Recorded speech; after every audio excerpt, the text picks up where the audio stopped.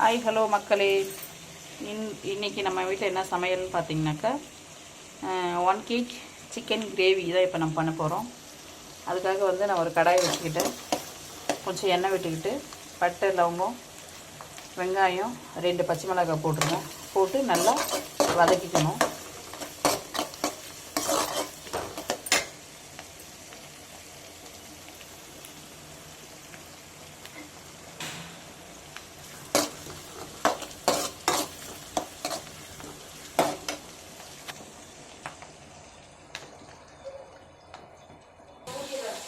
வெங்காயம் வதங்கிடுச்சு. இப்போ நம்ம தக்காளி சேர்த்து நல்லா வதக்கிக்கலாம். வெங்காயம் தக்காளி நல்லா பார்த்தீங்கன்னா நல்லா வதங்கிடுச்சு. இந்த ஸ்டேஜில் நம்ம வீட்டில் அரைச்ச குழம்பு மிளகாத்தூள் ஒரு 3 ஸ்பூன் சேர்த்துக்கலாம். 3 ஸ்பூன் சேர்த்தாச்சு. அடுத்து பார்த்திங்கன்னா கரம் மசாலா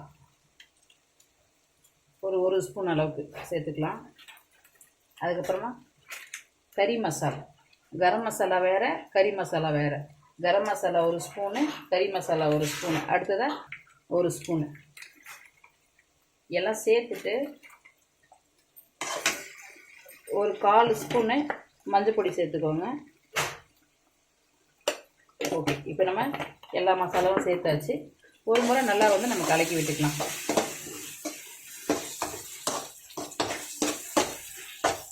மசாலா எல்லாம் போட்டு பச்சை ஸ்மெல் போனதுக்கப்புறம் நம்ம சிக்கன் ஆட் பண்ணிக்கலாம்.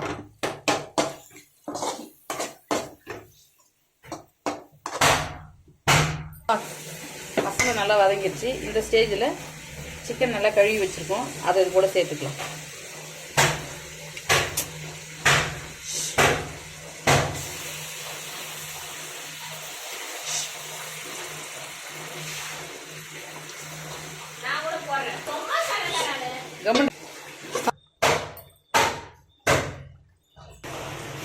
பாருங்கள், நம்ம போட்ட சிக்கன்லேருந்து தண்ணி எந்த அளவுக்கு வந்துட்டுன்னு பாருங்கள்.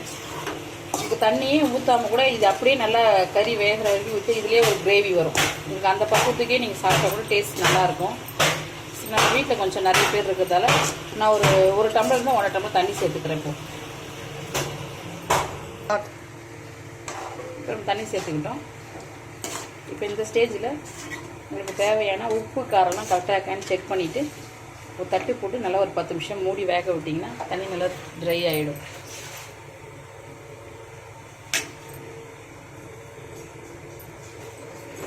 எனக்கு சால்ட்டு கம்மியாக இருக்குது, கொஞ்சம் நான் உப்பு சேர்த்துக்கிறேன்.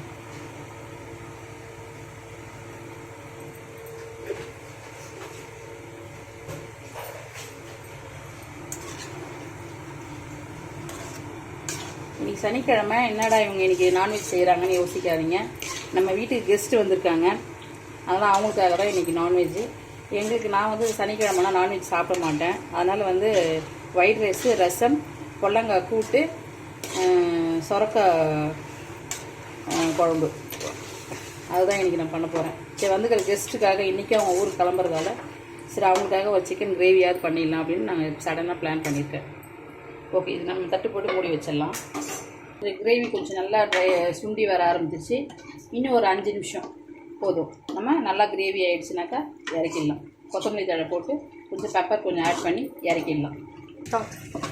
அவ்வளோதான், எங்கள் கிரேவி ரெடி ஆகிடுச்சு. இந்த பக்குவத்துக்கு எங்களுக்கு ஓகே தான். இப்போ நான் இதை ஆஃப் பண்ணிக்கிறேன். சூப்பராக மணக்க சிக்கன் கிரேவி ரெடி ஆகிடுச்சு.